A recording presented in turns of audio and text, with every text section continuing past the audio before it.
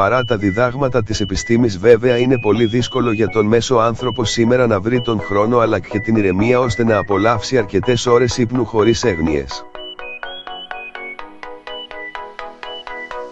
Η σχέση ύπνου και ψυχικής υγείας ήταν το αντικείμενο μιας νέας μελέτης που εκπονήθηκε στο Πανεπιστήμιο Binghamton της Νέας Υόρκης, η οποία υπέδειξε ότι οι άνθρωποι που κοιμούνται λιγότερες από τις συνιστόμενες 8 ώρες κάθε βράδυ είναι πιο πιθανό να ταλαιπωρούνται από επίμονες αρνητικές σκέψεις, όπως αυτές που χαρακτηρίζουν το άγχος και την κατάθλιψη. Στο πλαίσιο της μελέτης, αξιολογήθηκαν οι συνήθειες του ύπνου ανθρώπων που είχαν δηλώσει ότι ταλαιπωρούνται συχνά ή και πολύ συχνά από αρνητικές σκέψεις.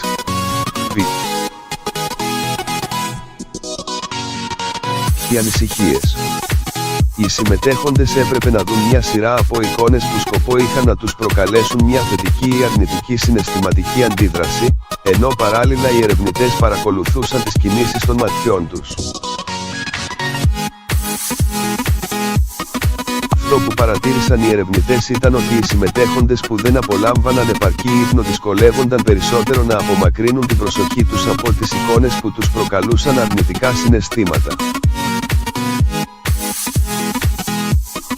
Όπως οι ίδιοι επισημαίνουν στη μελέτη τους, αυτό πιθανότατα σημαίνει πως ο λίγος ύπνος ευθύνεται ως έναν βαθμό για τις επίμονες αρνητικές σκέψεις και για το γεγονός ότι αυτές καταλήγουν να γίνουν εμπόδιο στη ζωή ορισμένων ανθρώπων.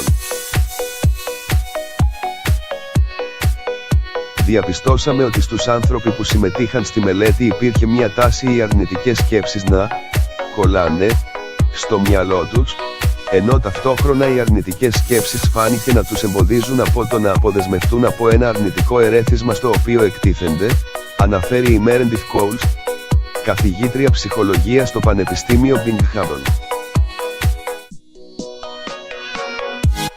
Ενώ άλλοι άνθρωποι λαμβάνουν αρνητικά φορτισμένες πληροφορίες και τις ξεπερνούν, οι συμμετέχοντες φάνηκε να δυσκολεύονται να τις αγνοήσουν.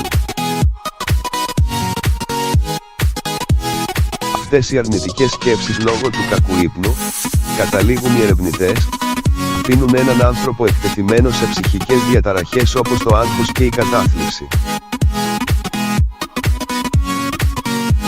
Από την άλλη, η διόρθωση των συνηθιών του ύπνου θα μπορούσε ενδεχομένως να αποτελέσει θεραπευτική λύση για την αντιμετώπιση τέτοιων κοινών ψυχικών διαταραχών. Η νέα μελέτη δημοσιεύεται αναλυτικά στην επιθεώρηση Journal of Behavior Therapy and Experimental Psychiatry. Διαβάστε επίσης, ατύπη κατάθλιψη, τι είναι και με ποια συμπτώματα εκδηλώνεται τα βότανα που δρούν αποδεδειγμένα ενάντια στο στρες και το άγχος.